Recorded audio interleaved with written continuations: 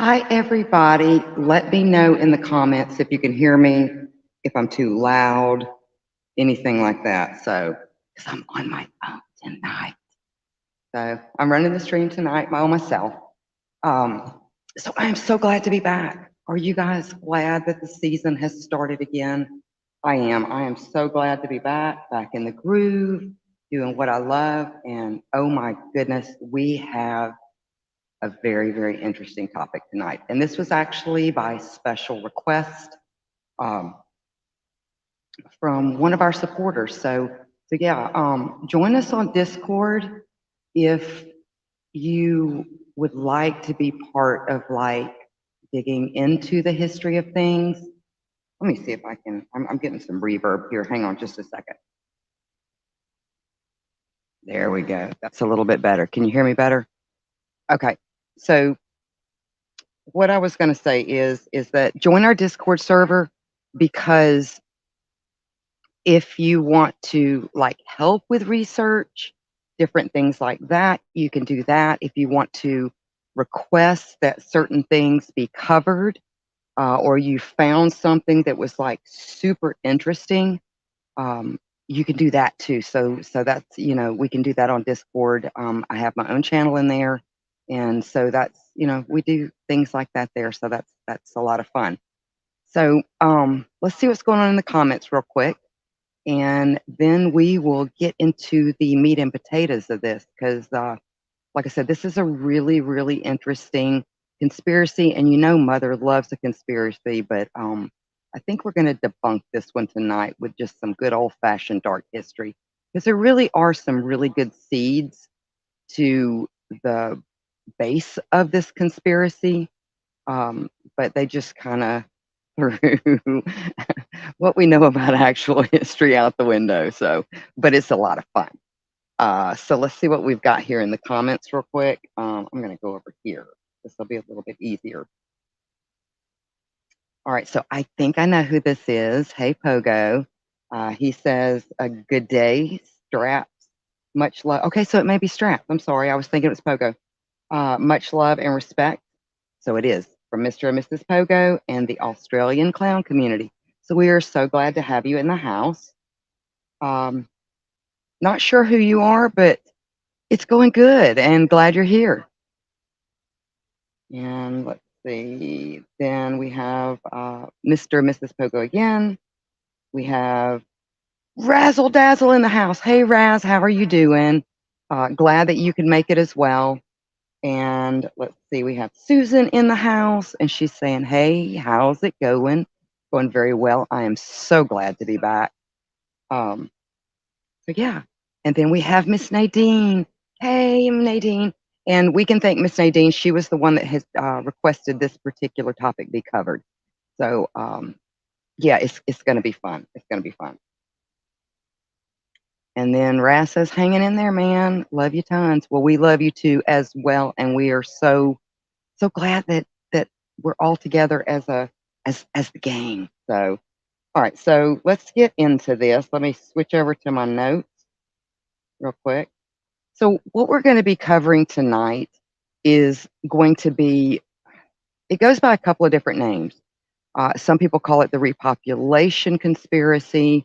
Some people call it, it's like referred to as like the Cabbage Patch Babies. Let's see, different things along those lines.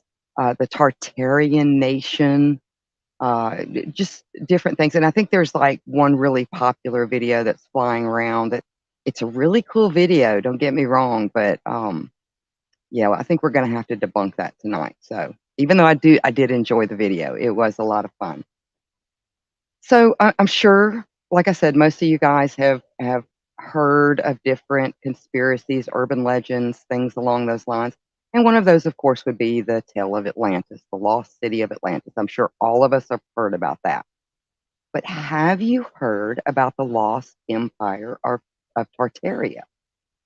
Now, allegedly, this civilization, which originated in Central Eurasia. Now, Eurasia has always been kind of, I guess, in like ancient history, a lot of nomadic peoples, things like that. It encompasses, all the upper areas from like outside of China to Siberia, things like that. And so we just really haven't known a lot about those areas. They were very reclusive and rural, to say the least. And so we just didn't know a whole lot about them. So allegedly, like I said, this vast kingdom encompassed most of Siberia and eventually the world. And would you believe that even included the Americas? So we're going to kind of go through the conspiracy. So stay with me on this one. And even today, we can see the remnants of the architecture from this ancient, majestic civilization. Not only this, but the great worldwide catastrophic flood that supposedly rivaled like the floods of Noah. Now, this is kind of part of why we don't see the Tartarians anymore, and why we only see like pieces of their architecture and things like that. So now, the way that this particular catastrophe happened is it wasn't by water, but it was by mud, and it's referred to as the mud flood. Now, supposedly, the mud flood was caused by mud volcanoes. And I'm going to show you a picture real quick of mud volcanoes. So let me get right in here real quick. Hold on just a second. We'll have to do it from here. But yeah, they're absolutely terrifying. So you guys hold on to your seats. You may not be able to handle this. You ready? That is a mud volcano. Now, we normally think of these mud volcanoes more as like healthy spas, different things along those lines. But apparently, this was some sort of massive mud volcano that just flooded the entire world. So, but yeah, mostly the mud volcanoes are more like what we think of as spas. But again, stay with me. Now, when this happened, and because of this, there was great need for a global conspiracy to suppress the history of the Tartarian Empire and cover up the existence of the mud flood. Why, you ask? To claim these impressive accomplishments of this advanced culture for our own. This is the whole reason for the conspiracy. To add to the theory, there must be a way to reproduce these catastrophically affected areas. Now, the way that they did this was cloning, known as reproduction postcards, or the Babylon babies, or Cabbage Patch Babies. And I'm going to show you a picture of these.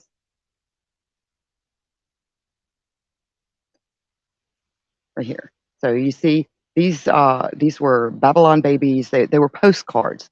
They were very, very, very popular during the 1800s. And we're going to get into this a little bit more when we actually start breaking this down and where a lot of this stuff came from.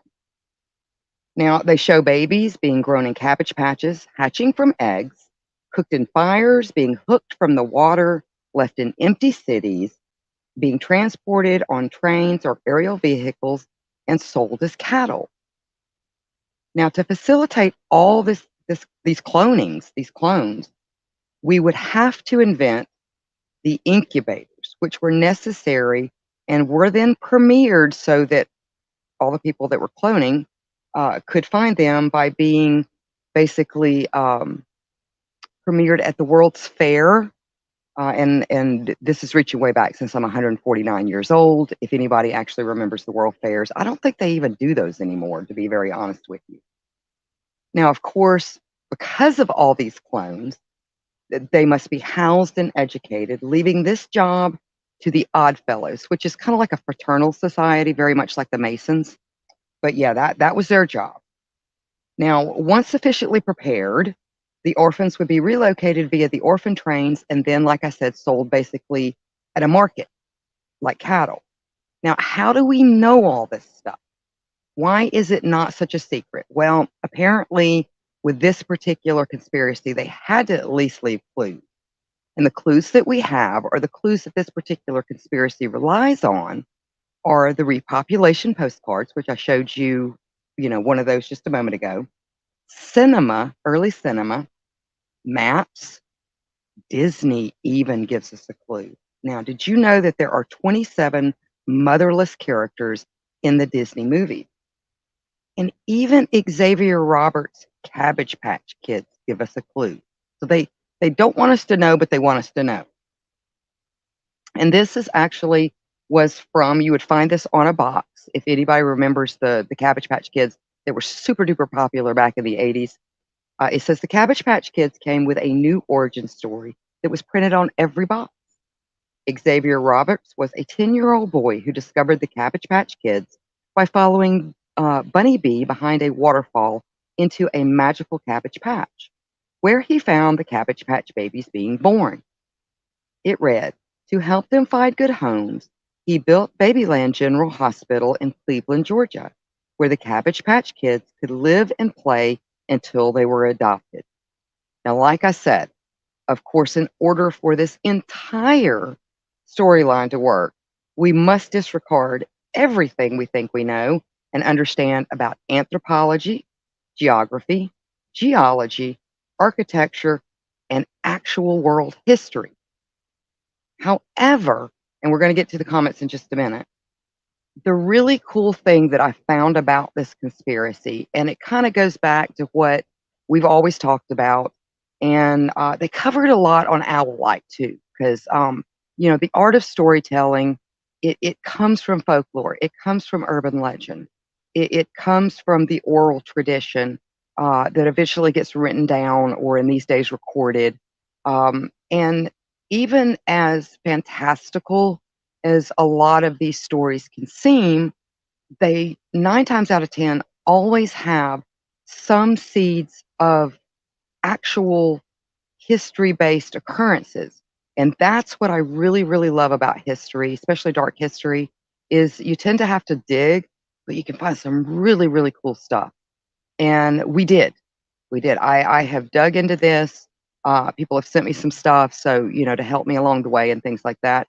Um, and we found some really neat things that I think were probably, if not to sound even more confident, what actually led to this particular conspiracy.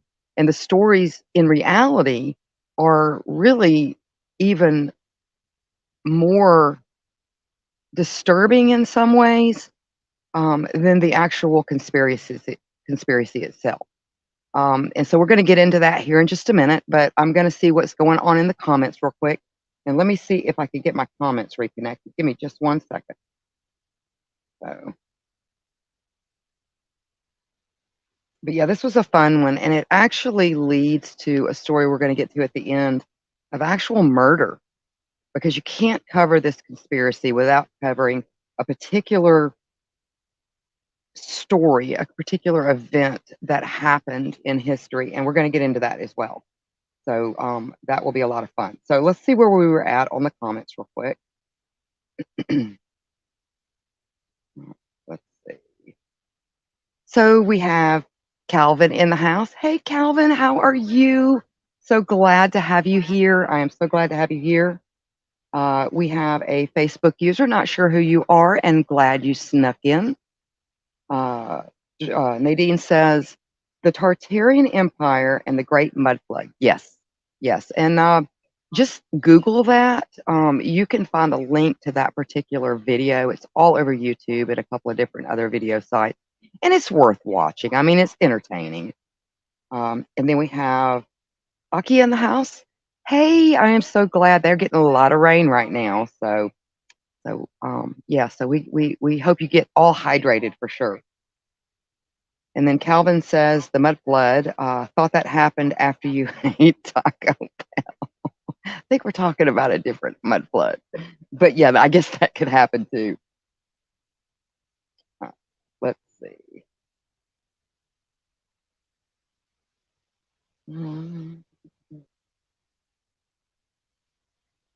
All right, and then Nadine says, remember the Chronicles of Narnia, and they sent the kids away on a train. Yes, and we're going to get that. We're going to get to that. That is actually a part of history. Believe it or not, as much as I've researched that is somewhat new to me. Um, it's really funny how you see like the darker aspects of things. It, it's it's almost like they hide it or something. I don't know. You kind of have to dig for some stuff. Not that it's that hard, but still. And then we have Donald in the house. Hey, hey. Says, hey, my sister, love you. So glad you're here. And then Nadine says, Little Orphan Annie, you don't see orphanages anymore. No, you do not. Um, and a lot of things have changed. There's still some groups that are still together or I can't even speak, still in business that once like managed, orphanages and things like that. But that isn't something that you see anymore. And then Akia says, if y'all are over at PBDC Presents Eaton Prime, come on over to Psychomanium 13. Yeah, if you're in a group, which we did share this to a group, you'll just come across as a Facebook user, unfortunately. So if you want to see your beautiful name up here, then you'll need to pop over to one of our main business pages. So, or you can just watch anonymously. That's fine as well. All right, so let's get back to where we were. All right, so like I said, there are a lot of seeds to this particular conspiracy that are really based in true events and some pretty unique and unusual stories.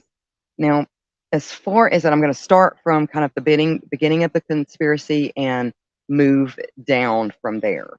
So we're going to talk about like the Empire of Tartaria. Now, many old maps labeled as massive swaths of inner Eurasia as Tartaria or Tartary. So there were old maps, and again, a lot of it was because we just did not know a lot about those areas during, like, before like the 20th century. Conspiracies jumped to the conclusion that there must have been a huge kingdom or nation state called Tartaria that has since disappeared. Now, these old maps using the label of, like I said, Tartary or Tartaria are frequently raised as evidence for these outlandish conspiracy claims. And I am going to say outlandish in this situation because there's nothing wrong with a good conspiracy, especially if you can weave it into actual history so well that it does make the reader or the observer wonder. But anybody that's just got like just a little bit of knowledge about past history, it's like they were just taking what they could find and just putting it in there and disregarding anything else. So prior to the 18th century, the West lacked, like I said, much knowledge about the peoples and the societies within Siberia and Central and Inner Asia, and simply called of them the Tartars. Now, or the Tatars, I'm sorry, which then became known as the Tartars, and I'm sure you've heard of the Tartars before, and their lands as Tartary or Tartarian. It was just a blanket statement, is what it was. It wasn't referring to anything other than the people of that particular region. Now, some scholars suggest that the initial name, Tatar, derived from the Chinese word Dada, which dated to the 19th century CE and was used really just to refer to any nomads north of China. Now, that would include such groups such as the Manchus, the Mongol people, as well as Turkish tribes. Some have suggested that the mud flood was the result of a worldwide volcanic event caused by mud volcanoes. And I showed you those horrifying mud volcanoes. They're just absolutely horrifying, nightmare fuel. Now, mud volcanoes are real and are typically small and don't cause massive destruction. In fact, they are often identified more as hot springs and can be enjoyed as natural mud baths. And I'm going to quote this particular section right here. I got this from historicalblindness.com, and I think it summed it up pretty good. It says it's pretty clear some Tartaria researchers went looking for a feasible reason for the mud flood. They invented, found, mentioned of a mud volcano, and said bingo, not bothering to read much more onto the topic. But of course, anyone who would believe in a global mud flood isn't thinking too hard about the science of geology or the analysis of strata performed at any dig site that could hardly disprove their theory. But they still find supposed evidence of their mud flood once again in old photos. They bring up black and white photos from the 19th century that show people digging, whether employing hand shovels, mule teams, or steam shovels, especially if there is a fancy building around them or in the background. Of course, civic engineering requires a lot of digging like this, and even today, hills must be flattened, depressions must be filled in order to make the streets flat. It is no great mystery. But the Tartarian Empire conspiracists go further, pointing to photos of the Gilded Age, their buildings with windows at ground level, and saying that they all appear to be sunken into the ground. Again, these theorists seem woefully unfamiliar with buildings in general, and if they were paying any sort of attention, would realize that basically these are basement windows. Now, you remember, most streets were made of dirt at the time, and we were expanding to the west, so there were a lot of building, and because a lot of these streets were not paved, and even if they were paved, the fact that it was horse and buggy, you would have to muck the streets. I mean, just because of the literal horse crap that would accumulate on the streets. So, you had your muckers and things like that. Let's see where we're at. But perhaps the most ridiculous thing about the mud flood aspect of their claims is that since they are using photos from the 1800s as evidence, they played themselves and had to place their supposed worldwide mud flood catastrophe in the 19th century. You got that right, the 19th century, which would have been the 1800s, because remember, the century is actually, so the 1800s would be the 19th century, the 1900s would be the 18th century, the 1800s would be the 19th. Do I have that right? No. 19th century would be the 20th century. The 18th century would be the 19th century. All right, there we go. That always confuses me too. So these geniuses claim that a global catastrophe happened sometime between the Industrial Revolution and the Gilded Age, and there is no record of it anywhere. They don't even bother to explain how it only seemed to affect the Tartarians, and us lousy non-Tartarians seemed to escape the catastrophe just fine. Now, according to Brian Dunning, whose Skeptoid blog and podcast covered it briefly, the Tartarian Empire claims existence solely online. Having first appeared on YouTube conspiracist channels around 2016 and gaining traction in 2017, and beyond that onto Reddit, Facebook, and elsewhere. He confirmed this by using Google Trends.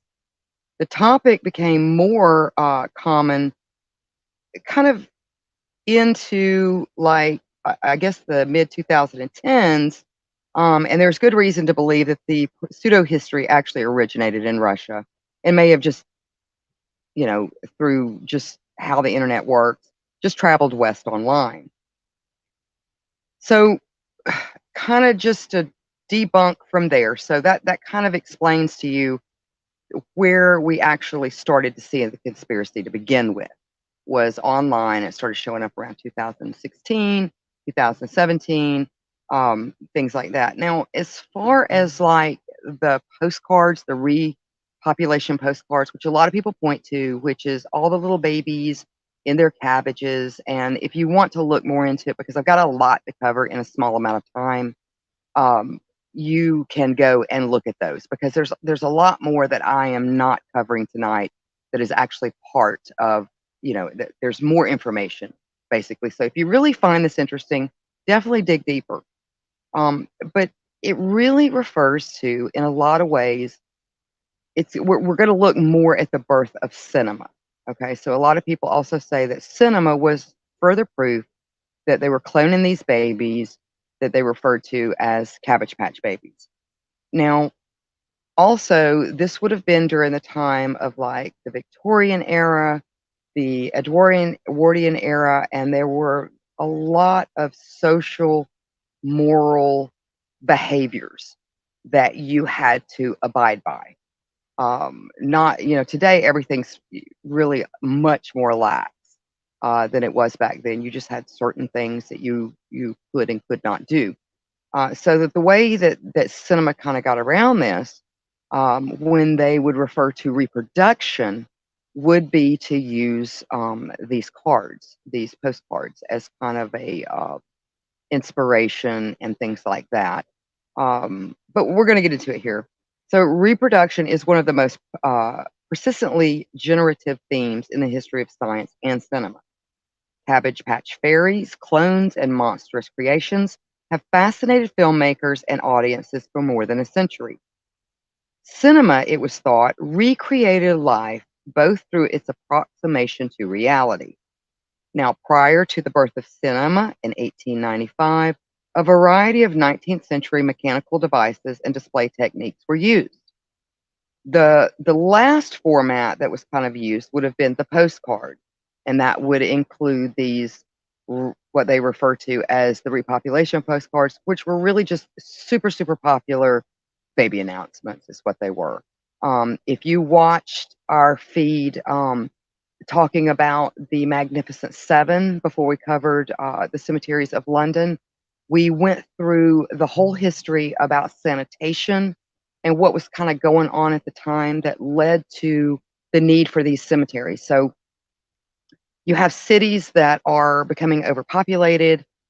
Because of the overpopulation, you have a lot of homelessness. Because of the homelessness, you have a lot of disease. Because of the disease, you have a lot of deaths. And because of a lot of the deaths, you have a lot of orphans.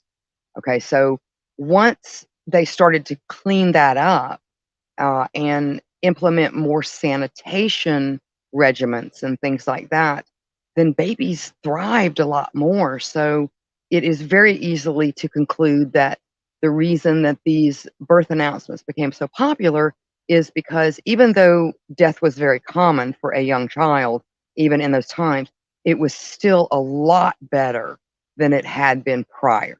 So that's probably one of the reasons that these were very popular. Not to mention, photography was coming into its own, and you had a lot of people that were learning how to manipulate the glass frames and things like that to make all these really cool drawings with, that kind of incorporated photos and things like that. So there was a lot of things you could do.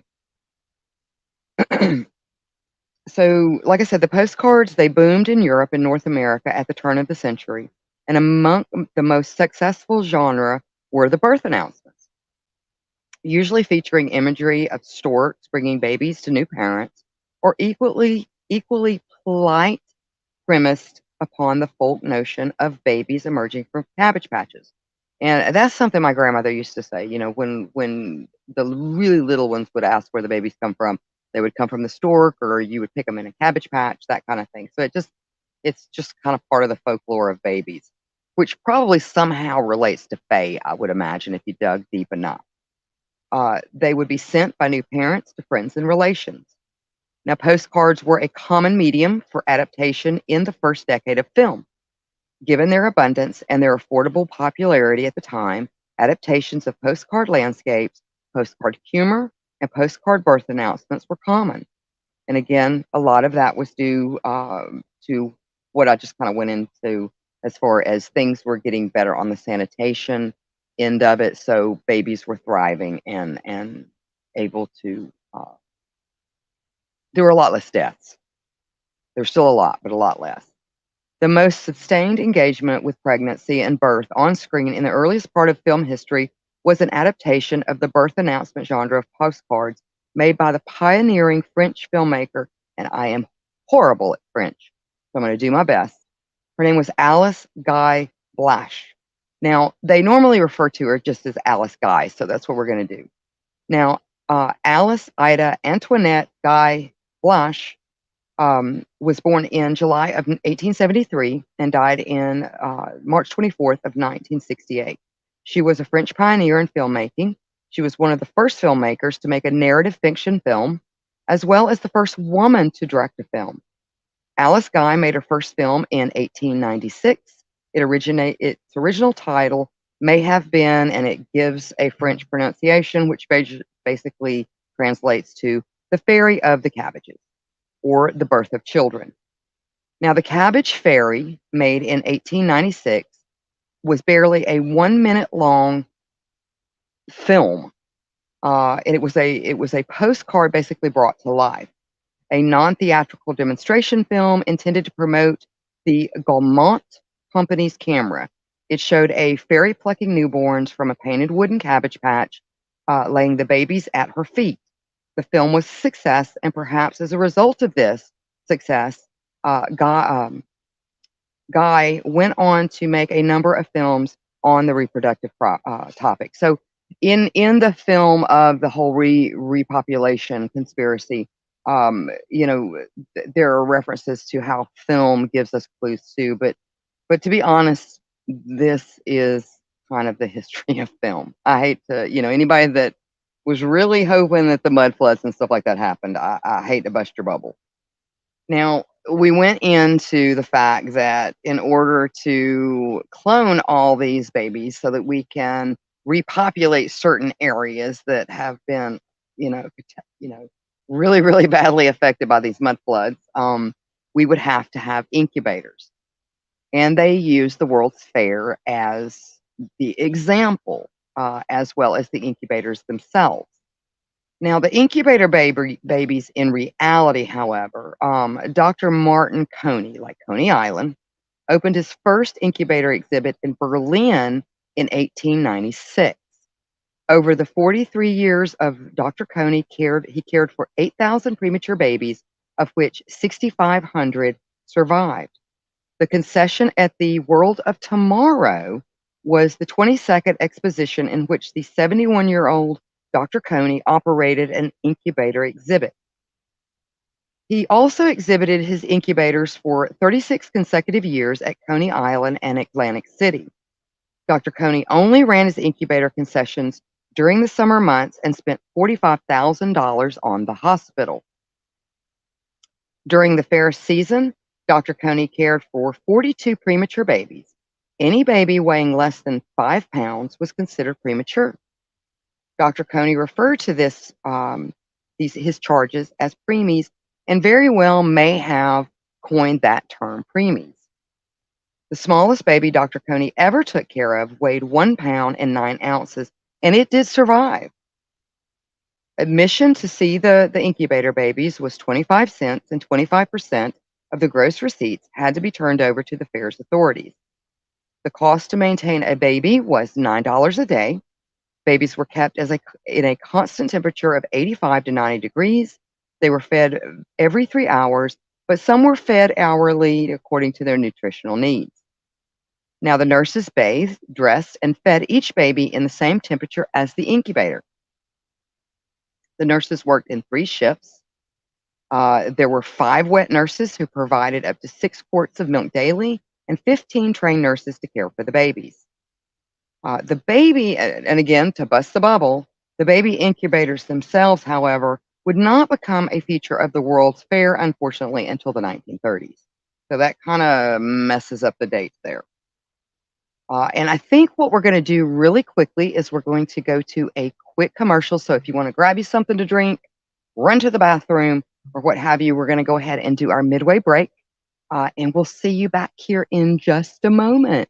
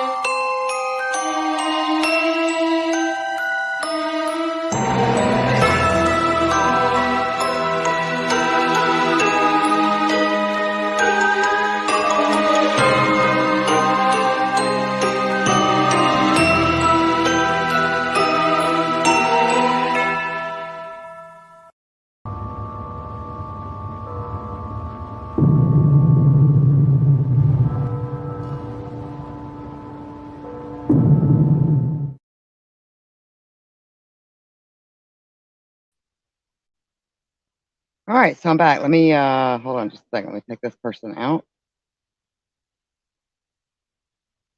All right, so it's just me. All right, so great. So let's go through the comments real quick, and then we'll get back to this. So where did I stop? Hold on. All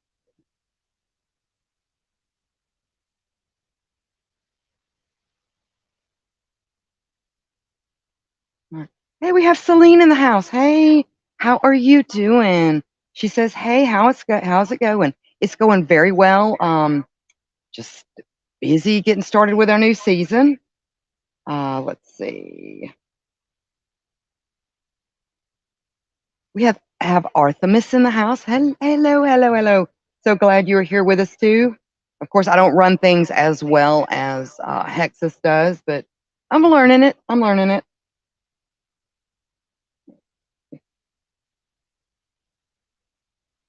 Get to the new comment right here.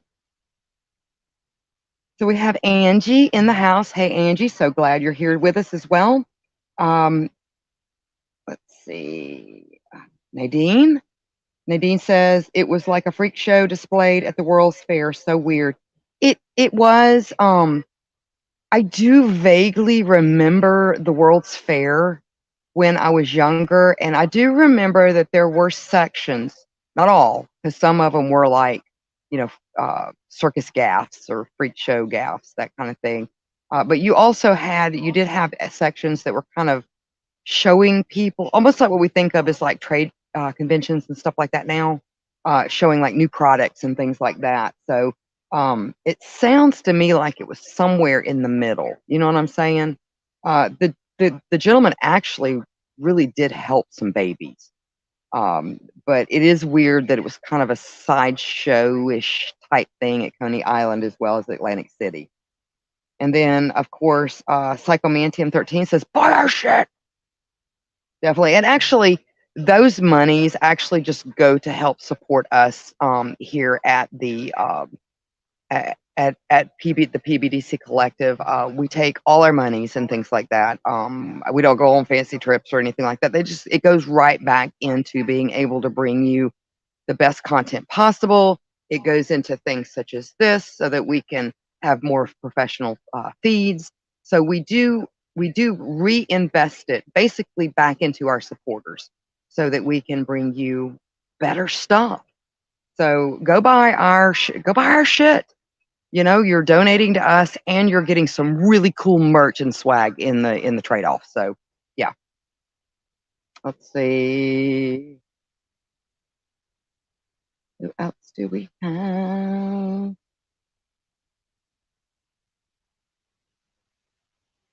So it looks like Akia is getting a mud flood of their own. It says we just got a flood notice. Well, let's hope it's water and not a mud volcano. And I think, looky there, we have got, let's see, Stephen P. Kitty Cat in the house. Hey, Stephen P. Kitty Cat, we are so glad you're here as well. All right, so let's get back to this real quick.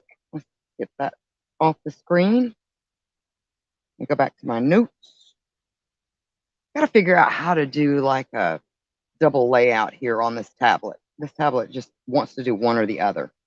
All right, so Dr. Coney, like we were saying, Dr. Coney, he actually did help a lot of children. So there were some positives that came out of that because the infant mortality rate just, you know, thankfully declines and declines and declines to where we eventually get to the point where we're at now to where death really shocks us, especially when it comes to the younger ones, just because we're so, and I'm glad it does in a lot of ways. I'm glad that we have been able to really, really get a hold on infant mortality and things like that. Um, but we are very, very removed from death. So it is more of a very traumatic experience for us versus people from, say, the 20th, 19th, 18th century and back. So now, one of the things that the conspiracy talks about is putting these clones on a train. Now, this is one of the pieces of actual history that I didn't really know about until recently. It's got some positives and it's got some negatives, and we'll kind of go through those. But this particular situation, it's referred to as the orphan train movement of the 1800s.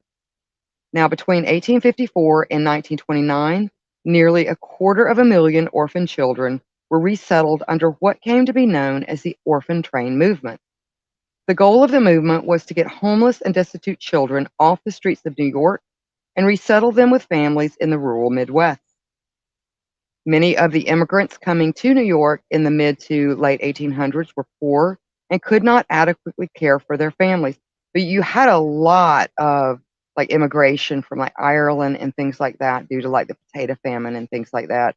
So if they were lucky enough to be able to afford to get here to the Americas, unfortunately, it wasn't what they had expected. As far as they basically, like they did at home, had to take care of themselves. And being in a new land, that could be very hard. So now, unfortunately, many of these were poor and could not adequately care for their families. Many children ended up on the streets with no home. And you'll see the children referred to in this. If you do like to study history, they were referred to as street urchins. That's kind of like the Oliver Twist type thing, but Americanized. Now, many of these unwanted kids had been in trouble with the law, but many were orphaned when their parents either died in epidemics such as typhoid, yellow fever, the flu, Spanish flu. Such was the severity of child poverty in 1854 that the number of homeless children in New York was estimated as high as 34,000 children. The orphan train movement was a supervised welfare program that transported orphaned and homeless children from crowded eastern cities of the United States to foster homes located largely in rural areas of the Midwest. The orphan trains operated again, like I said, between 1853 and 1929, relocating up to 200,000 orphaned, abandoned, or homeless children. Now, with this, you've got to understand the context of the time, and we're going to get into the gentleman that kind of got this started. And it sounds heartless, and to today's standards, it would be. But the reality of how things were at the time had to be taken into consideration. Now, unfortunately, not every child was chosen. The way that the particular gentleman, and we're going to get to him in just a moment, his last name was Brace. The way that Brace figured he wanted to have the best outcome as possible. You had a lot of immigrants that were going west due to like the free land. I don't know. I don't think the gold rush had started yet. It may have, but land, opportunity, things like that. You had a lot of immigrating families that would go that way. So the way that he saw it is if you had, say, a German family that, or a German community that may be like farmers, and unfortunately on the Oregon Trail and things like that, you'd lose family members. And children, unfortunately, were the first ones to go, whether that be due to disease, conflict with the indigenous people, um, just weather. There were so, I mean, like, you had to be of tough constitute to make it to where you were going out west. It was not for the it was not easy. It was not easy. So a lot of families would find themselves minus children by the time they got out there, or minus the mother. You had this father that had all these children and nobody to care for them while he was out doing what he had to do. So the way that Brace saw it was that he would take the children that were most easily adopted. If the child, the orphan, was of German descent, spoke German, had the same features as far as, blonde hair, blue eyes, um, then those children would be singled out to go to the German communities because there would be more likelihood that these children could eventually have better lives. Same with Irish, same with Jewish. I mean, you name it. If there was a community that they could send children to, that the likelihood is that they would do very well in that community, they would blend very well into that community, and eventually be part of that community. That was really his basis. Okay. Now, there were 3 charitable institutes that eventually got involved in this. That would be the Children's Village, which was founded in 1851 by 24 philanthropists. The Children's Aid Society, and this is going to come up later. The Children's Aid Society, which was established in 1853 by Charles Loring Brace. And later, the New York Foundling Hospital endeavored to help these children. Now, in 1853, Mr. Brace, he was a young minister named Charles Loring Brace, became concerned with the plight of street children. He founded the Children's Aid Society. Now, during the first year, the Children's Aid Society primarily offered boys religious guidance and vocational and academic instruction. This may be where the connection basically to the Oddfellows, as far as the conspiracy is concerned, where the Oddfellows may have fallen into this. Because the Oddfellows were known for, they helped less fortunate. They were a benevolent fraternity, and mostly helped orphan children. Now, who were the Oddfellows? And I got this from orchardmanor.org. The Independent Order of Oddfellows is a benevolent and social organization that originated in England and was introduced in the United States in 1819 in Baltimore, Maryland. Thomas Wildly is known as the founder of the Oddfellows in North America, and this is kind of their motto, so to speak. It was odd to find people organized for the purpose of giving aid to those in need and of pursuing projects for the benefit of all mankind, which is one explanation for the name, Oddfellows. Now, one of the symbols of the Oddfellows is the 3 links, which stand for friendship, love, and truth. The group, once known as the 3 Link Fraternity, started as a laborer support group with members promising to visit the sick, relieve the distress, bury the dead, and educate the orphan. Brace and his colleagues attempted to find jobs and homes for individual children, but they soon became overwhelmed by just the sheer number of children that needed placement. Brace, however, hit on the idea of sending groups of children to rural areas for adoption. Brace believed that street children would have better lives if they left the poverty and debauchery of their lives in New York City and were instead raised by what he considered morally upright farm families. Recognizing the need for labor in the expanding of the country, Brace believed that farmers would welcome homeless children, take them into their homes, and treat them as their own. His program would turn out to be actually the forerunner for modern foster care. Now, after a year of dispatching children individually to farms in nearby Connecticut, Pennsylvania, and rural New York, the Children's Aid Society mounted his first large-scale expedition to the Midwest in September of 1854. Now, I think I have a picture of this. Let me throw this up because this was a real thing. Here we go. So this would have been one of the orphan trains. And they would just hit stops along the way. Yes, unfortunately, some were kind of done like cattle in the fact that You would have, this is what I understand. You would have communities that would actually show up just out of curiosity, things like that when it first started. But then you got to the point to where you had communities they were demanding these children. They needed these children to help further the community. And so yes, they would put these children up on a stage if they hadn't already been pre-assigned to a particular family. That happened too.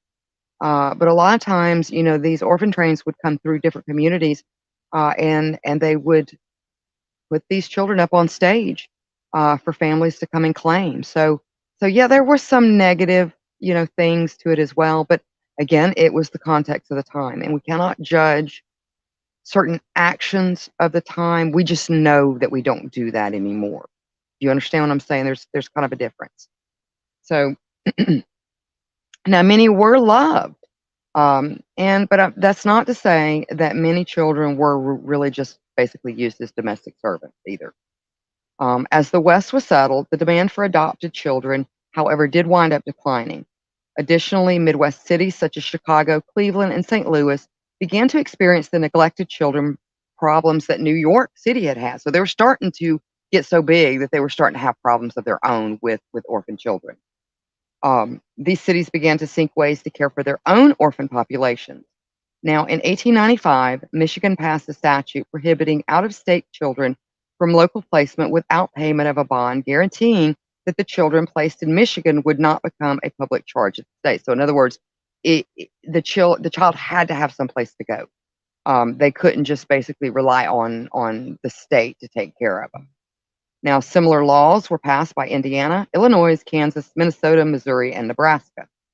Negotiated agreements between one or more New York charities and several Western states did allow the continued placement of children in these states. These were just more of like agreements.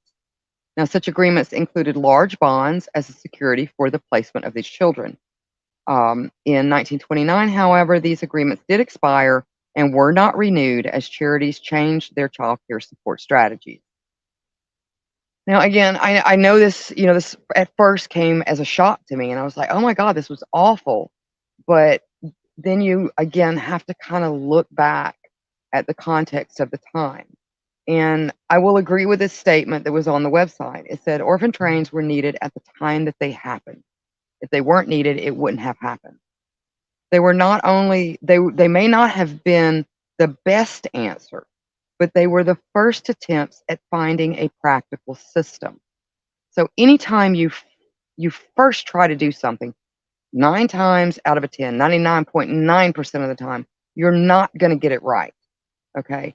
But it was an attempt at actually finding a practical solution.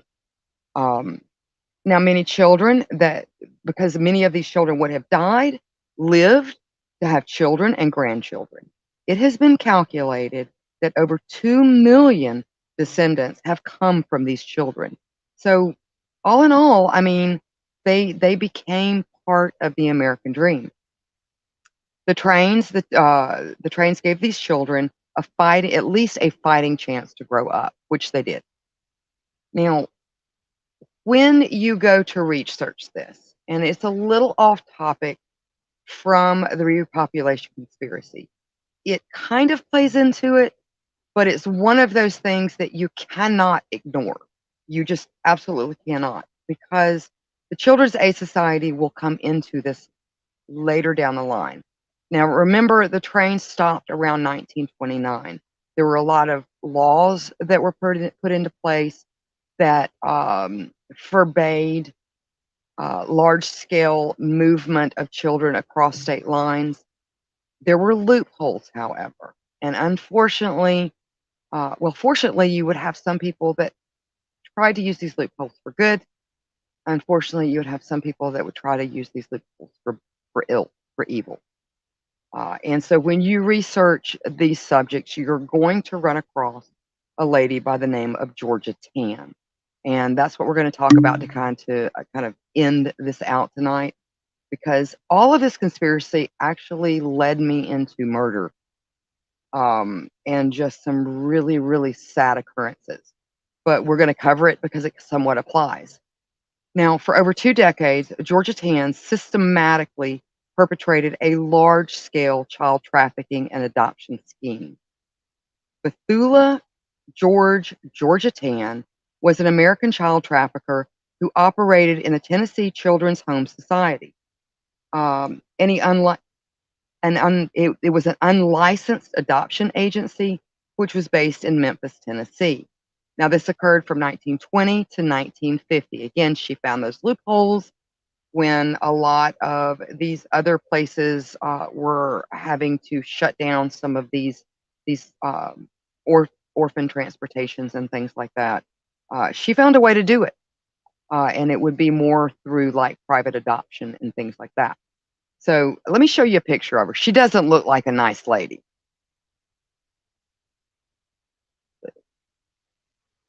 This is Miss Georgia Tan, and she was described as a very intimidating person.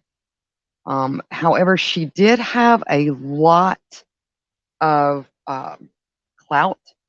She rubbed elbows with all the right people that would take all the right bribes, if you get my meaning. So she had a system in place. Now, from the 1920s to the 1950s, Tan operated a black market baby adoption scheme where children were kidnapped or sold and then sold to wealthy families.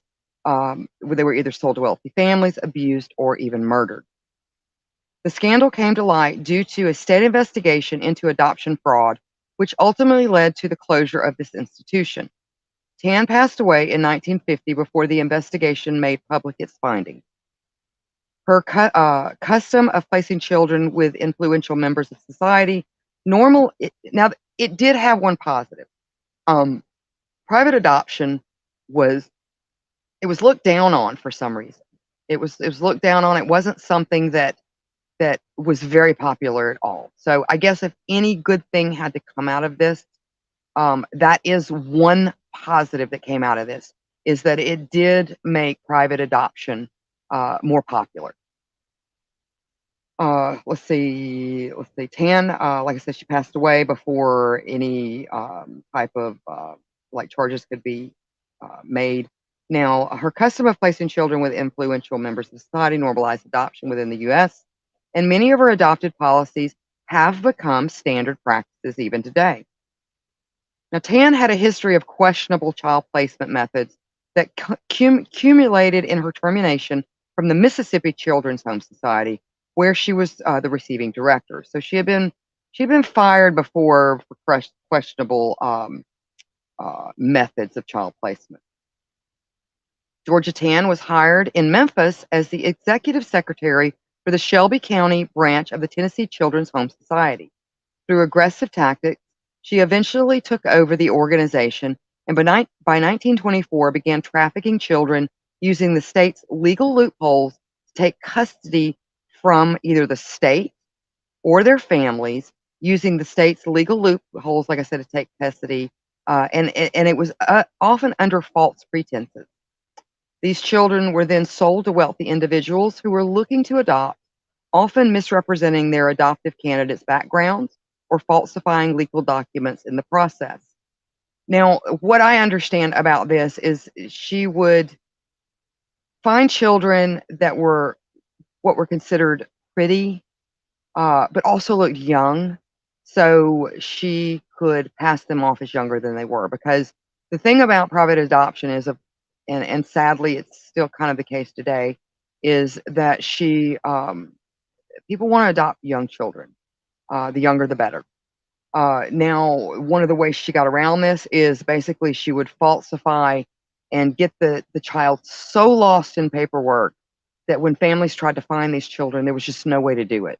It was a dead end. She knew what she was doing, and it was really, really quite evil.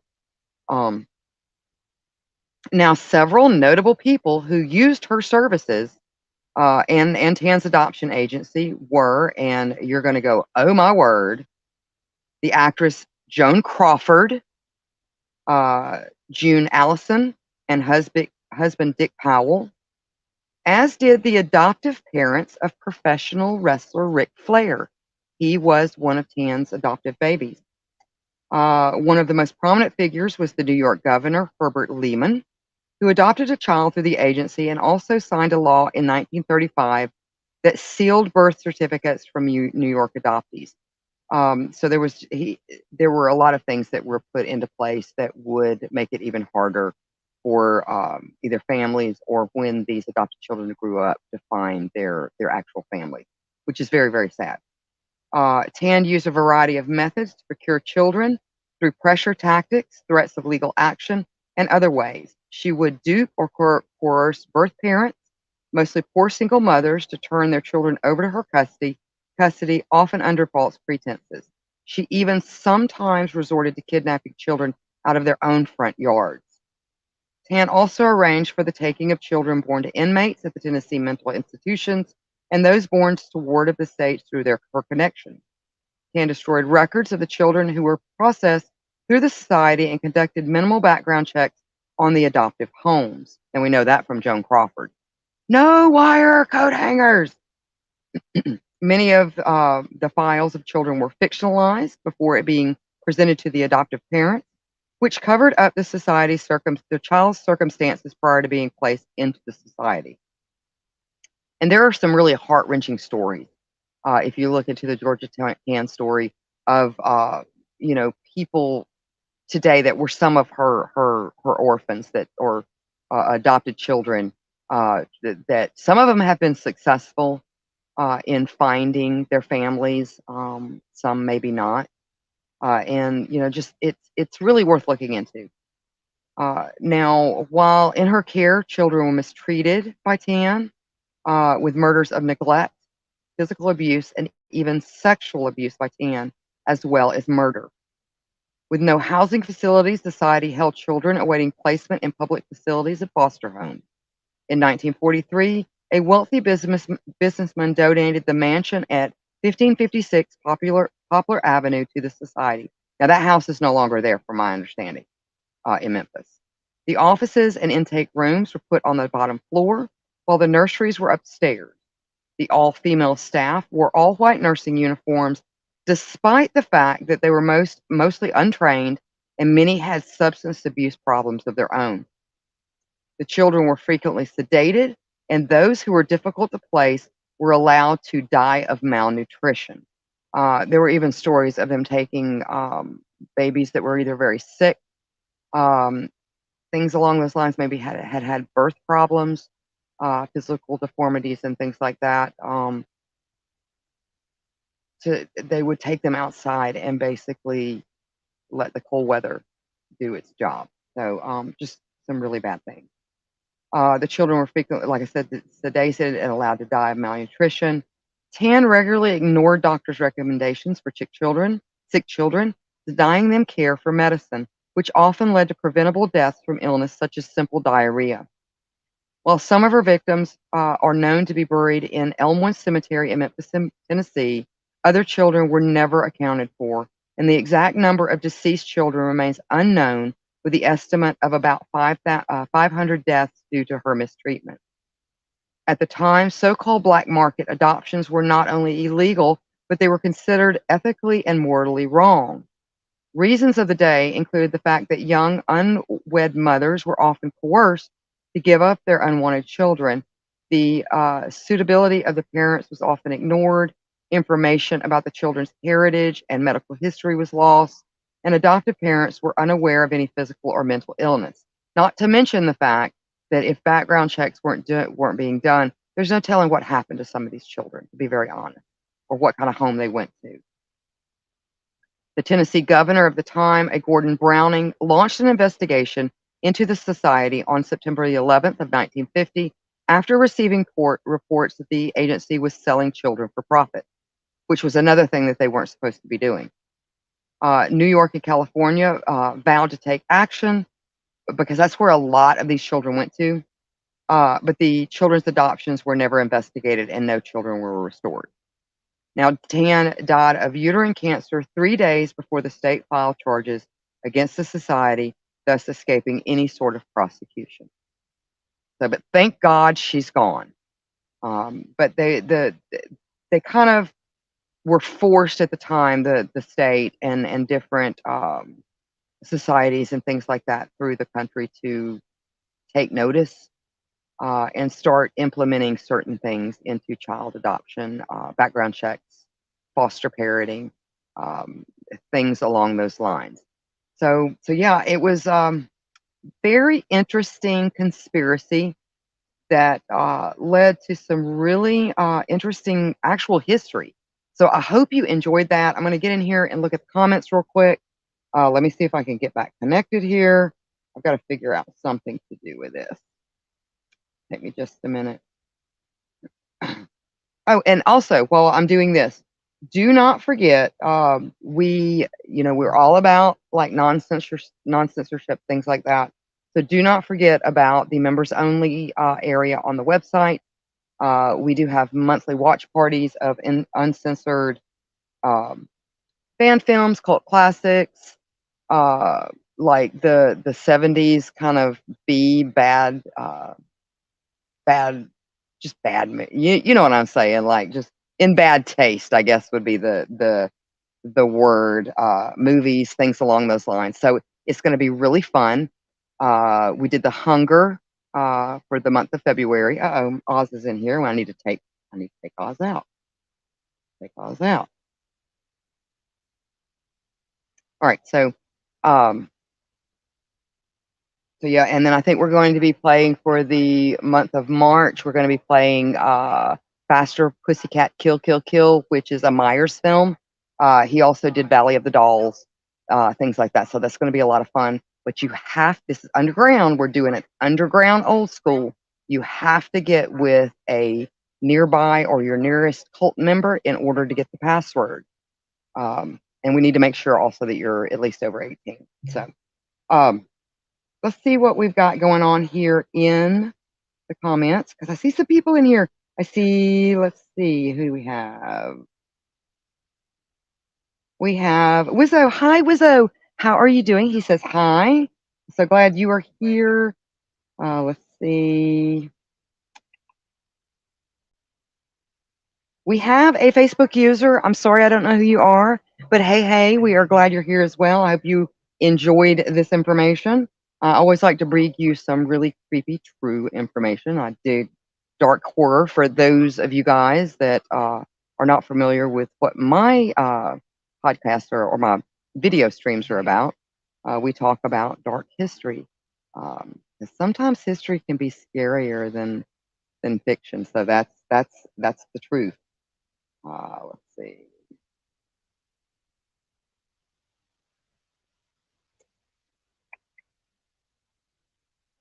So William Aiken asked, how much is the membership? The membership is free.